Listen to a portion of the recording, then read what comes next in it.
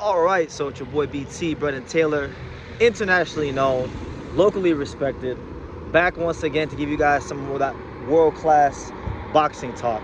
Now, you guys see it, excuse me if I'm showing off, but man, this place is amazing. This is beautiful, man. Shout out to Iceland, beautiful country, beautiful people, beautiful culture, just beautiful everything. Beautiful women, of course, beautiful food.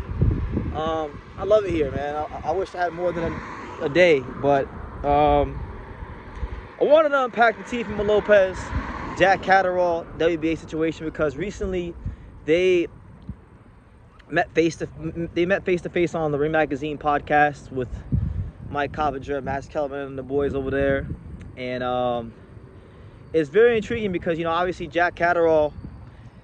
Let's just call a spade, and let's call a square a square. Jack Catterall is a very good fighter.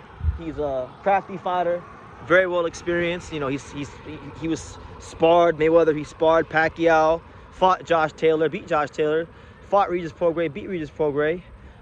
Has a good resume, respectable guy. We can't really down Jack Catterall's achievements or accomplishments or anything like that. Just being honest, but he don't got an entertaining style. And we've seen Teofimo Lopez fight guys like this before. Sandor Martin, hell, Shakur Stevenson, right? Even though he's a great fighter.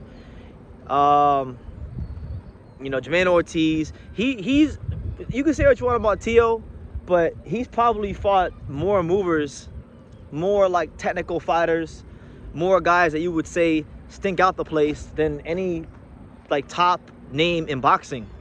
So in a sense, it's like, man, how does he gotta fight this style again, right? Now, I do subscribe to the notion that when you're the champion, you take on any and all comers. But you see, the problem is the WBA has multiple champions, and they have a lot of gray areas. They have super champions, and they have super champions, and they have regular champions. Right now, Teofimo Lopez, when he beat Rolly Romero, he became the super champion because the WBA and Rolly are like this. And Jack Catterall beat Shakram Giyashov, the longtime mandatory Shakram Giyashov, and became the regular champion. Now, the super champion has a special designation due to previous fights they've won, being a champion in the lower weight category, things like that. So the super champion isn't obligated to fight the mandatory and or the regular champion, even if it makes perfect sense to next. Perfect example I can give of this is look at the Floyd Mayweather Keith Thurman situation all those years ago.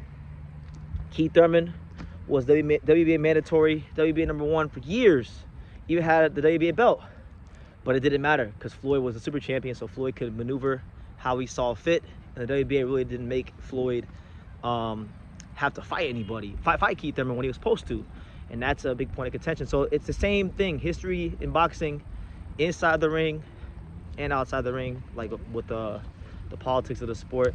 It has a way of repeating itself over and over again, and this is no different. It's kind of the same thing. Teofimo Lopez is the guy in this situation who brings in more money, who is the bigger name. Jack Catterall is a light punching Brit that, he's not even from like London or Liverpool or one of the big cities. He's from some town called Chorley. I think that's the name of the town. And he doesn't got like a big casual fan base. So Teo has the leverage here, being the super champion. And Teo, I had the opportunity and the privilege and the honor to speak to Teo heading into the Rolly fight. We did like a 25-minute, almost half an hour interview. Sit down and I didn't ask him about Jack Catterall, but I asked him about Brian Norman Jr., who's not a world champion right now, and neither is Jack Catterall. And he pretty much said, look, I signed this 4-fight deal with DAZN. 4 fights, I think he's getting $20 million, so that's like $5 million a fight. He's trying to make all those fights be against the champions, which, fighters always say they want to fight the champions. Everybody wants to fight the champions. Everybody wants to be in the unification fights, but boxing, for good, bad, or indifferent, has a system of checks and balances. And you do got guys that, don't have big names, that don't have the most backing. That's why you have mandatories in place for the guys that don't have big backing, so that you know, boxing is at least somewhat fair. We know life ain't fair. We know boxing is a reflection of life. It ain't fair all the time, but you try to offer at least a little bit of fairness. Now, spinning the block back to this situation, how do I feel about it? Because I'm the main guy. I'm one of the main people in boxing media. I always advocate for the mandatories to get their shot, even if I don't like their style, even if I know they'll lose to the champion. Doesn't matter. I'm a firm believer that if you work your way up the rankings, if these sanctioning bodies have all this time to write up paperwork and rules and bylaws, then they should also take the same time to follow their own rules and bylaws, which we know they don't. We know in many cases they pick and choose when they follow them. So the ruling was that the winner of that fight between Rolly and Teo was supposed to fight Jack Catterall within 180 days. But because Teo is a super champion and because he's a new champion, there's a possibility now that he may not have to fight Jack Catterall, which I don't like that. And I'm hoping the WBA, you know, do the right thing. And if not, look, if Jack Catterall can't get a Teo fight, I think Jack Catterall is a respectable enough fighter to where he should land a big fight. So Devin Haney, Keyshawn Davis, maybe Jack versus Brian Norman Jr., maybe Jack versus Tiger Johnson, just something, man. Because this is a guy that's played the waiting game a lot in his career.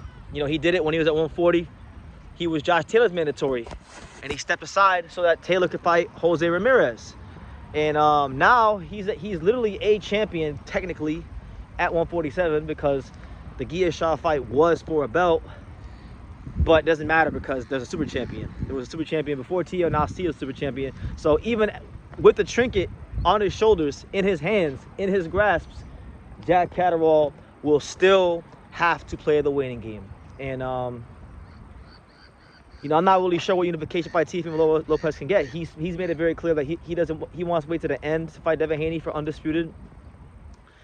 Ryan Garcia is busy right now, and you got Liam Paro, who's been reportedly asking for, you know, a retirement policy to fight Devin Haney, right? So at some point in time, I think the rubber is going to meet the road, and Teo is going to have to fight somebody who doesn't have a belt. And so, I mean, Jack Catterall should be at the top of the list because he's the WBA, I guess you could say, regular champion. But if not that, then Brian Norman, you know, I've talked about it plenty of times since 2024 that I want to see Teofimo Lopez fight Brian Norman Jr. But yeah, that's the sport we're in, guys. You know, Jack Catterall is a good fighter. Teo has fought guys with similar styles to him many times and not looked good and lost. So I'm not like heartbroken if the fight doesn't happen. But it's going to be very intriguing to see how the WBA follows or doesn't follow their own rules. So we shall see how it goes. What do you guys think is going to happen? Do you think the WBA winds up actually, you know, making the Jack Catterall Teo fight? Because I'll tell you this, fame and skills and styles matching up are two different things. Teofimo Lopez might be a bigger name than Jack Catterall. I don't know if he beats Jack Catterall. You know, I was the one that came here and told you guys that Teo was going to beat Rolly on points. That happened. I'm not sure if he beats Jack Catterall. Jack Catterall has sneaky punching power. He's got really good feet. He's crafty. He can counter punch, and he's a southpaw. Those are all things that have been a thorn in Teo's ass in his career. So we shall see how it goes. But guys, those are my thoughts on that. Let me know your thoughts on that in the comments down below. Take time to subscribe, and I will see you in the next video.